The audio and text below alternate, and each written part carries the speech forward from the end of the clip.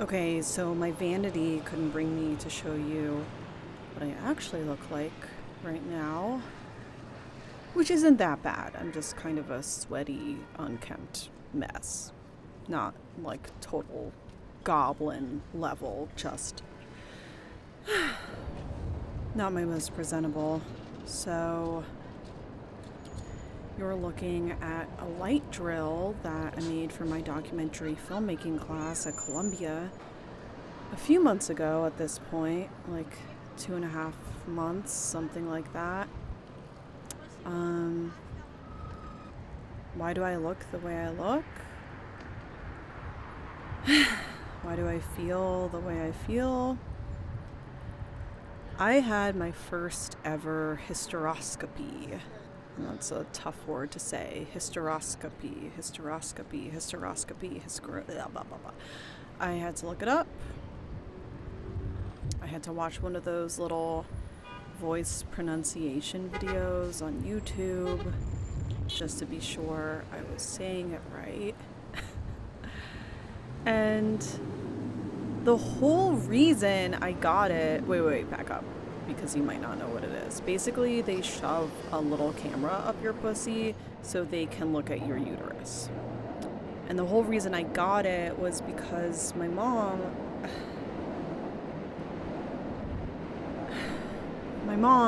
just had a uterine cancer scare. She did indeed have uterine cancer, and she had to have all sorts of nasty scrapings and eventually a hysterectomy. And she's apparently clear of cancer now, and hopefully will be for the next 5 or 10 years. Obviously, I hope forever, but the doctor said the risk of it coming back increases in the ensuing years. You know, the older you get, the more likely it is you'll get cancer. That's just how that goes. So, why am I worried as a younger, healthy person? I was worried because I had my IUD removed in August, and the timing could not have been worse because all of my symptoms of the heavy cramping and the spotting and my body adjusting coincided with my mom's gyno issues, right? So here I am getting regular updates about her women's health, and then I'm dealing with my own women's health, and it's just issue upon issue upon issue. I was like, terrifying.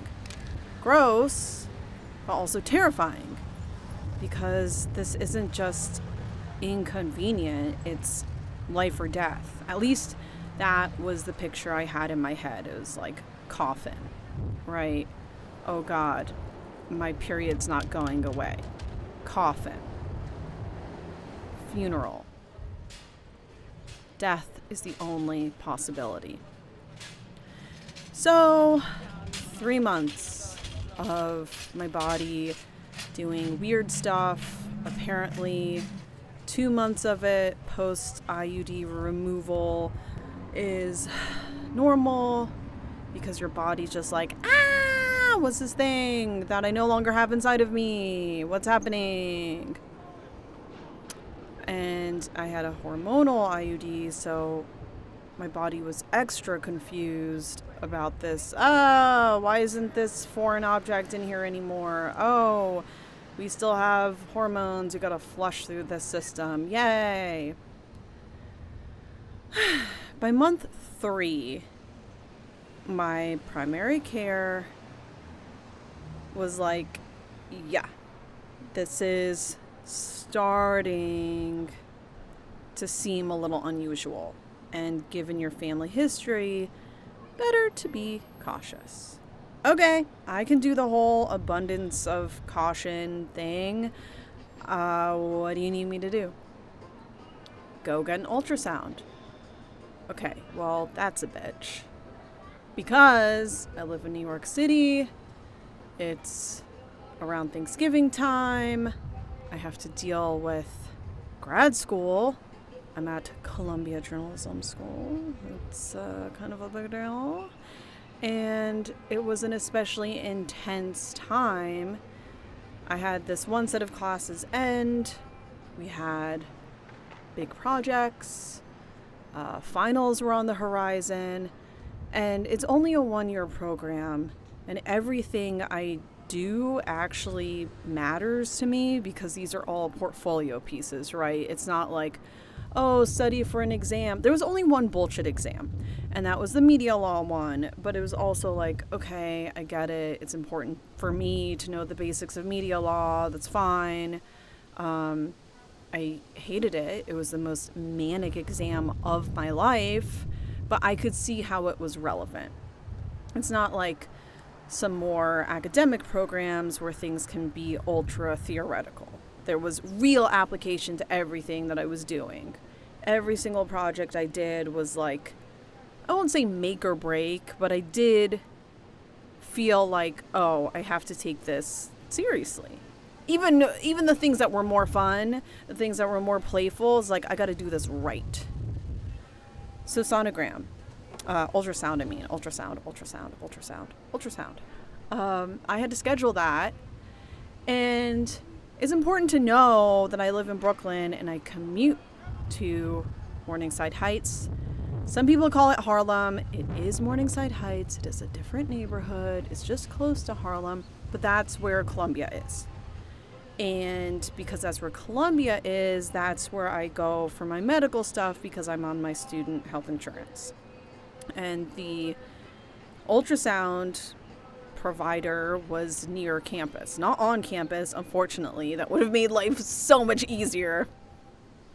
Instead, it was somewhere on 125th Street.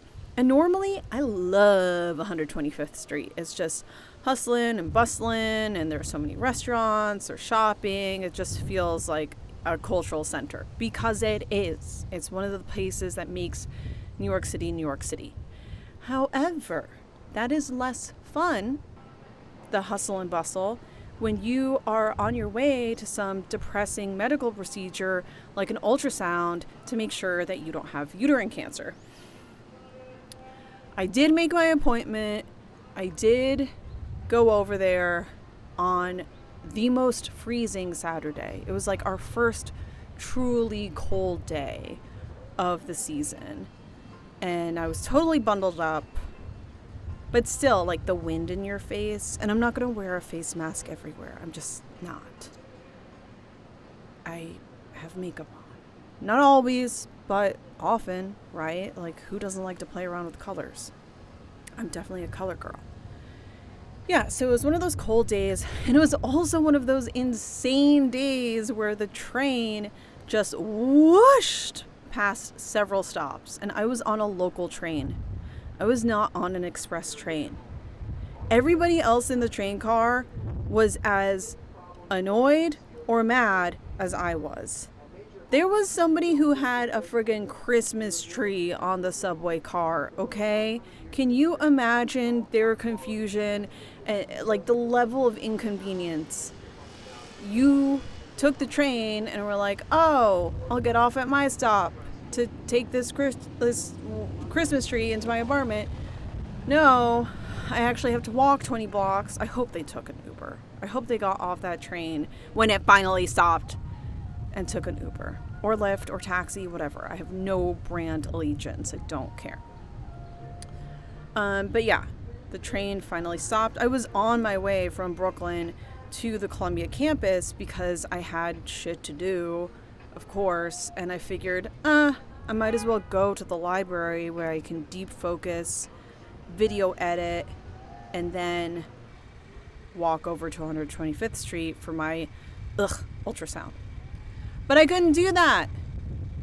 The plus side is that because the train skipped so many stops and I was just over it, I got to see the Hudson River, and I had not seen it in a while, at least not from Harlem, because I was all the way at 145th Street at that point.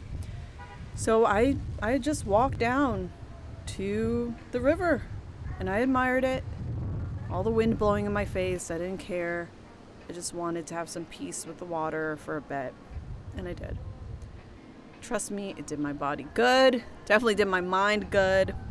And I looked up and I saw a hawk No National Geographic stuff. It didn't have like a rat or a raccoon or like cougar cub in its talons, but it was still very beautiful and dramatic, because hawks are always dramatic. And after the river walk, I went to a little juice bar.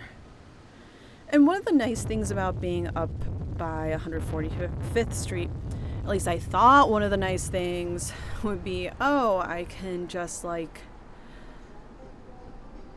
chill and not think about Columbia for a little bit. I'm going to go to the public library. There is like a New York public branch library over there. No, I go to the juice bar and there are 3 women all talking about Columbia, because 2 of them are grad students and one of them is a staffer on campus, and they're just chatting it up. Look, I'm not going to deny that this place hasn't given me opportunities. It definitely has. I've built my network, rebuilt it, I should say, since the pandemic, because so many people I know moved away from New York or left creative fields. They're not doing anything remotely related to writing or video anymore, which is too bad. Too bad. But the culture at Columbia is not my favorite. People can be very snobby. It is truly an elitist place. They are the Ivy League, and they will never, ever let you forget it. And these girls were those kinds of girls. So I grabbed my juice, I went over to the library next door, and I worked there for a couple of hours. Then I decided I was going to walk to my ultrasound. So I walked like 20 blocks. But hey, exercise helps me clear my mind. I was definitely scared, and I wanted to be a little less nervous about this procedure. So I finally get there. The lobby is decorated for Christmas. It's beautiful. There are all these paintings by a local painter of just Harlem cityscapes, local streets. It's very nice. I get into the ultrasound place. They call my name almost right away. Like, I really just have time to sign in, remove my coat and hat and gloves and scarf, go to the restroom. I come back out. I've just set down my purse. I haven't even sat down when they call my name. Okay, Christine Stoddard, up to bat. So I go to the ultrasound room, and the tech is very nice, very gentle. I have no complaints about this woman. She clearly knows what she's doing. I won't say I was panicking at this point, but I'm sure that I looked nervous. I'm sure that there was tension in my face. I'm sure I was not my friendliest. I hope I was polite. I think I was polite. But I know this was not like the best version of myself, right? And she's probably used to seeing that. In a place where people are coming for cancer treatment even, dealing with unwanted pregnancies and all sorts of illnesses. Yeah, she knew what she was doing. So I do the whole taking off everything below the belt and put on the little paper robe. That's a total joke. Like, what is even the point? You're not covering much of anything. And plus, like, she's about to shove something up my pussy, okay? There's no need to be modest. I guess it helped me be a little less cold, because those places are always chilly. I'm sure there's a medical reason for that. Somehow I was still sweating. She's just doing what she's supposed to do, but there is like this long, weird, foreign object in my body, and she is a stranger, right? She hasn't warmed me up. There's no like foreplay. There's no friendship, let alone romance. It is not sexy. But she's poking around as she's supposed to do. And I noticed that she's maneuvering her thingamajig the same way over and over again, and I must have made a face or something. She just politely asks me to press down on the left side of my abdomen. And I do it, no hesitation, but yeah, I guess I looked a little confused. And she very diplomatically said, "Oh, you're just a little gassy. It's hard to see your ovaries." Oh, girl. Oh, girl. Oh, girl. I was not just a little bit gassy. I was so gassy. I was holding in farts, plural, like multiple ones. I knew I had a symphony inside of me. But I'd already gone to the restroom and I had to get this done. My problem is I am constantly eating things that make me gassy. My gut health is apparently fine. I'm just a masochist. Yeah. So I, pressed. I somehow didn't fart. And she was somehow able to see my ovary, I guess, because she did stop doing all that and said that I was done, that I could get dressed. So I did. She left the room, of course, gave me the privacy that I needed. But I almost started crying. I just felt so violated. And it had nothing to do with her behavior. She was perfectly soothing, perfectly professional. I didn't feel disrespected by her in any way. It's just the instrument. It's just the whole process, the whole environment is so uncomfortable. It's just like that clinical, very cold type of environment. Honestly, most doctors' offices have that look and that feel, at least the ones I've been to, and sure, a lot of the ones I've seen in movies. I have strangely been to a couple of dentist offices that were in people's homes, like in the dentist's house, and those have felt cozier. Those also haven't been my preference. I've had some crappy insurance over the years. I now have very, very good A++, top-notch health insurance through Columbia. And one of the reasons why I did that was because I had such shitty insurance for the past few years. I was like, I have a chance to take this world-class health insurance for not a ton of money. Yes, I will do that. Thank you. So I get dressed. I don't owe anything, which is pretty nice. And then I walk out. I am back on 125th Street. I am starving. I didn't have to fast for that, but I just hadn't gotten around to eating as much as I should have. I had that juice hours before, and then I did all that walking, so really my body needed more. I went to Dave's Hot Chicken. I don't know if you've been to that place. It is like a Nashville hot chicken kind of place. It is fabulous. I went to the one in Brooklyn near my apartment first, so I knew what I was getting into. I went with I want to say I chose the mild. They have a few different grades of spice, including a no spice, which is like, I don't even know why someone would do that. But I did remember the first time I went, an employee was like, yeah, don't, like, I personally don't get anything past the medium. So I almost cried, so close to crying in that Dave's Hot Chicken, but I had the magical chicken to comfort me. And yeah, I didn't love when a couple days later my primary care said that it looked like there was a possible irregularity. No, she didn't say that. The clinic did. The place that did the ultrasound said that there was a possible irregularity.